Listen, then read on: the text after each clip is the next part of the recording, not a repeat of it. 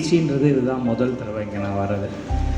அருட்பெரும் ஜோதி அப்படின்ற வார்த்தைக்கு எப்படி நம்ம உண்மையான அர்த்தங்கள் தேடணுன்றது என்னோட ஒரு ஆவலாக இருந்தது. இதில் ஃபேஸ்புக்கில் பார்க்கும்போது உள் ஒளி தியானம் அப்படின்னா ஏதோ ஒரு ரூம்குள்ளே நம்ம சத்தியஞான சபையில் பார்த்த மாதிரியான ஒளி வச்சு அதை பற்றி ஒரு தியானமாக இருக்கும்னு தான் நான் நினச்சேன்.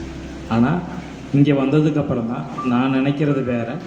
இங்கே அதாவது பெருமாள் வள்ளலார் ஐயா சொல்லி கொடுத்துட்டு போகிறது வேறு அப்படின்றத நான் புரிஞ்சுக்கிட்டேன் முதல்ல.